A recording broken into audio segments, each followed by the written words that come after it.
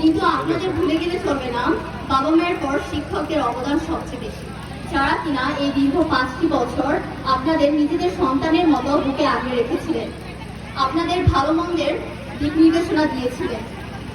লাখো শহীদের রক্তের বিনিময়ে অর্জিত এই বাংলাদেশের দুঃখ, দারিদ্র ও অন্ধকার ঘুষিয়ে আপনারা গড়ে তুলবেন সুখী, সমৃদ্ধ ও একটি উন্নত বাংলাদেশ। এ আমাদের প্রত্যাশা। আসন্ন এসএসসি পরীক্ষায় আপনাদের সাফল্য কামনা করছি। আপনাদের নতুন অভিযাত্রা ম্যানেজিং কমিটির সদস্যবৃন্দ এবং আমার সামনে উপস্থিত আছেন আমার বিদ্যালয়ের আমার ছোট ভাই ও বোন, সবাইকে আমার অন্তরের অন্তঃস্থল হতে জানাচ্ছি আন্তরিক শুভেচ্ছা ও সালাম। আসসালামু আলাইকুম ওয়া রাহমাতুল্লাহ। এই শ্রদ্ধেয় বিদায়ী আপনাদের ডাক দিয়েছে, কে আছো জোয়ান, হও আগুয়ান, থাকিছে ভবিষ্যৎ। হৃদয় বিনয় তাই আজ পাচ্ছি বিদায়ের পথে। আপনারা আমাদের প্রীতি ও শ্রদ্ধা গ্রহণ করুন। এই শ্রদ্ধেয় বিদায়ী, এই বিদ্যালয়ে আপনাদের কেটেছে স্মৃতিময় অনেক দিন।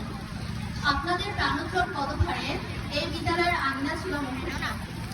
আপনাদের সাহচর্যে আমরাও নানাভাবে উপকৃত হয়েছি, সমৃদ্ধ হয়েছি, যে জন্য আপনাদের কাছে আমরা চিরকৃতজ্ঞ থাকব।